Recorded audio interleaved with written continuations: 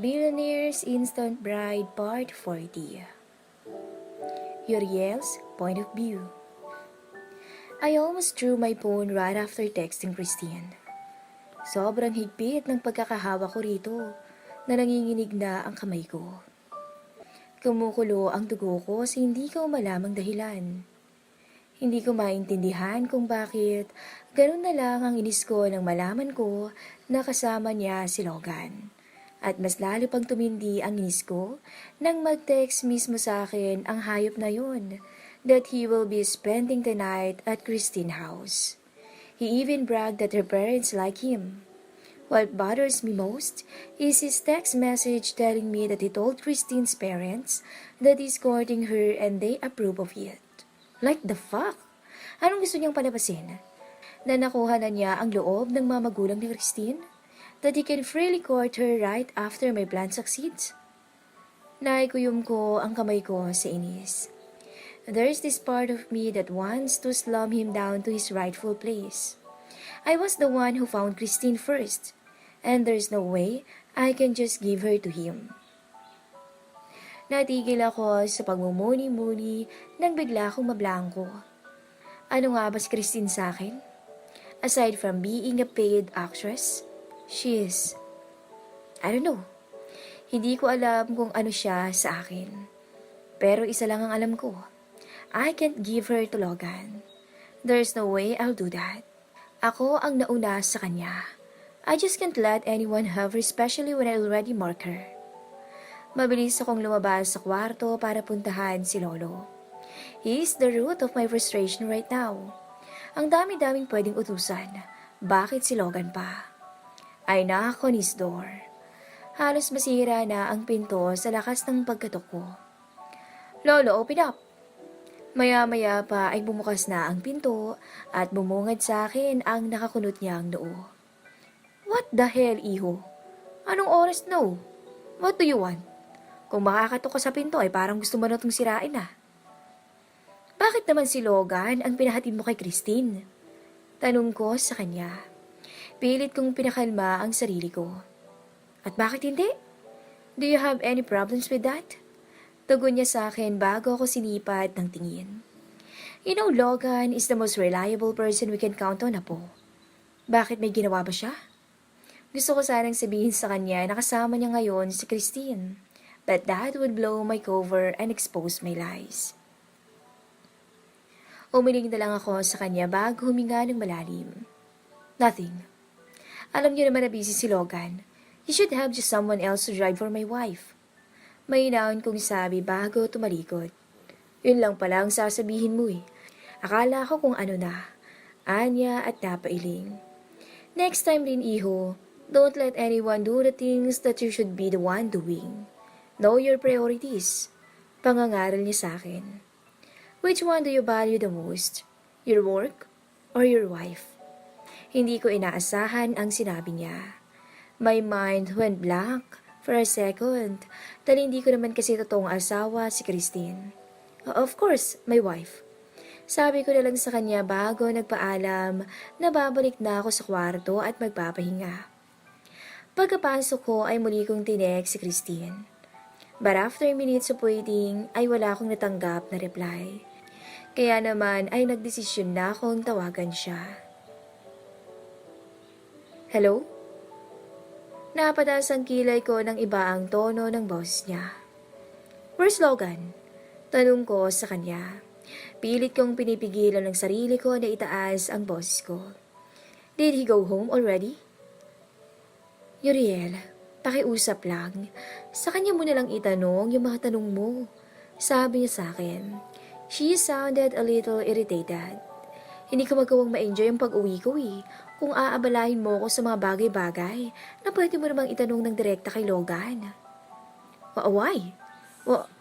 I'm hanging up, okay? Mag-usap na lang tayo pagka-uwi ko. Putol niya sa sinasabi ko. Please, 3 araw lang. Ibigay mo na sa akin to. We had a deal, remember? Paalala niya bago pinatay ang tawag nang hindi man lang ako hinintay na makapagsalita. Napahigpit ang hawak ko sa cellphone ko bago ako marahas na bumuga ng hangin. Damn it! Inis kong sambit bago binagsak ang katawan ko sa kama.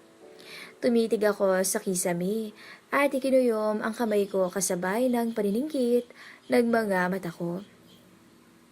Just so you wait, Christine. Umanda kapag uwi mo. I will make sure you realize kung kanino ka lang.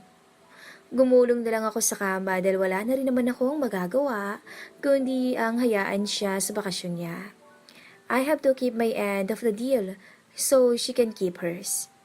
And as per Logan, I also don't have a choice but to let him cherish his little time with her dahil hindi ko rin naman alam kung paano pumunta sa lugar nila kahit pa sabihin niya sa akin ang address.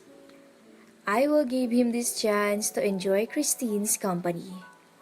Dahil sa oras na bumalik sila rito, I will make sure he will never get anywhere near her.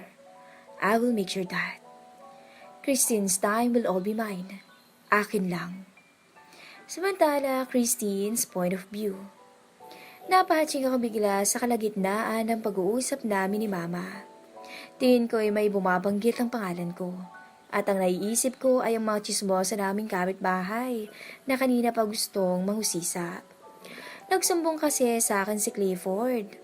Nagginisa raw siya ng tanong ng mga kapitbahay namin kung sino ang dumating at bakit ang gara ng kotse. Mabuti na lang at hindi niya sinagot ang mga to dahil baka kumalat na sa lugar namin na ikakasal na ako. Iba pa naman ang chismis, palaging advance.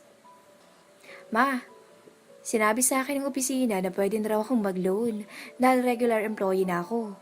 Pagsisinungaling ko, pwede na akong mag-loan para makabili tayo ng lupa doon sa may sakahan para hindi na magtrabaho si Papa sa construction. Anak, huwag na muna. Baka wala nang matira sa sweldo mo. Sagot niya sa akin. May sinabi pa siya pero hindi ko na naintindihan dahil ang ingay na ni Papa. Sobrang lakas na ng tawa niya. Nakailang bote na rin kasi sila ng beer. And take note, sila lang dalawa ni Logan ang umiinom. Paminsan-minsan ay sumasali sa kanila si Chester. Pero dahil may ginagawa tong school requirement, ay tumigil na to sa pag-inom. Tingnan mo yung papa mo. Ngayon ko lang yan nakitang mabait sa bisita mong lalaki. Nakangiting sabi ni Mama at napailing na lang.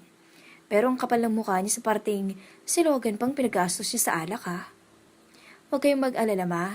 Babayaran ko ang lahat ng nagastos ni Logan. Paninigurado ko sa kanya. Kakausapin ko yang si Papa bukas kapag hindi na yan lasing. Huwag na anak. Hayaan mo na at minsan lang naman. Ako na ang mag-aabot mamaya kay Logan. Pigil niya sa akin at matamis ng ngumiti. Maglista na lang tayo ng mga bibilhin natin bukas. Isali na rin natin yung mga lulutuin natin para sa munting salo-salo. Mabuti pa nga ma. Sabi ko na lang sa kanya. Pagkatapos naming maglista ng mga bibilhin para bukas, ay pumasok na ako sa kwarto namin ni Pinky para ihanda ang magiging higaan ni Logan. Sa kwarto muna ni Chester at Clifford makikitulog si Pinky para may matulugan si Logan.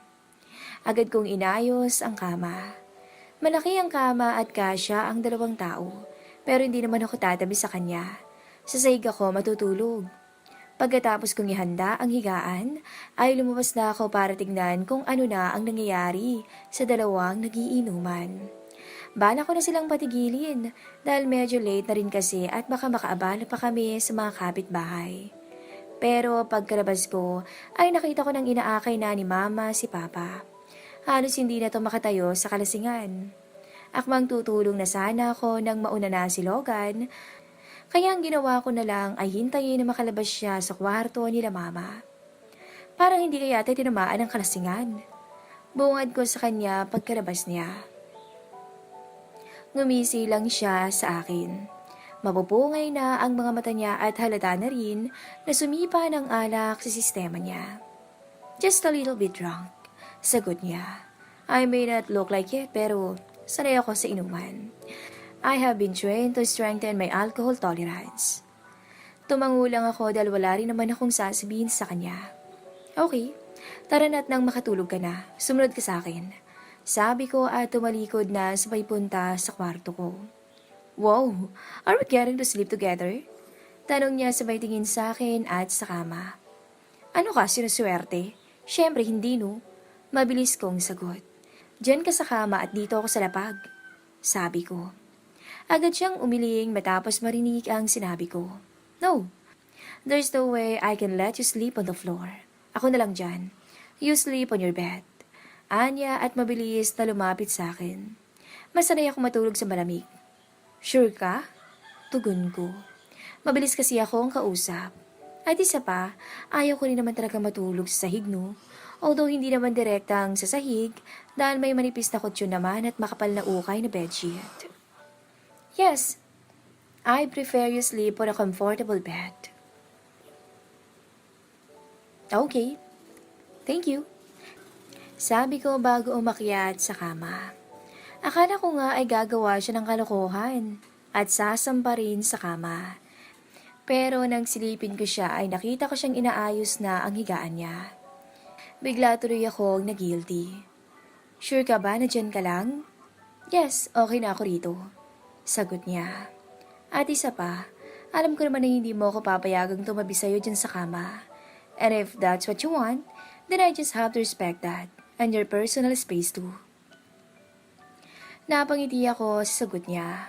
Mabuti naman at alam mo. O sige na. Matulog na tayo. Maaga pa naman gumigising ang mga tao rito. Sabi ko sa higa. Good night, Logan. Good night, Christine. Matamis niyang sabi at pagkatapos nun ay natahimik na ang paligid. Pipikit na sana ako nang muling magsalita si Logan. Christine?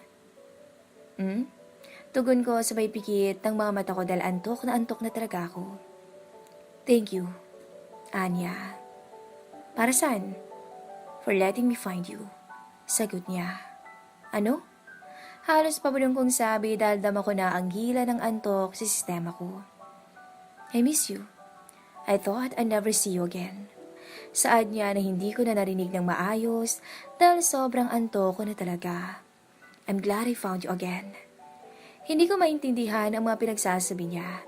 Siguro dala na lang yon ang kalasingan niya kaya hindi ko na pinansin pa. At isa pa, masyado na akong pagod at antok para isipin pa ang mga yun. Kailangan ko nang makatulog dahil mahaba pa ang araw ko bukas. Susulitin ko ang oras ko, nakasama ko ang pamilya ko dahil hindi ko alam kung kailan ako makakauwi ulit. Kailangan ko ring ihanda ang sarili ko sa papagawa sa akin ni Mr. Muller. Sana nga lang ay hindi ganun kahirap ang ipagawa niya. Sana yung kaya ko lang.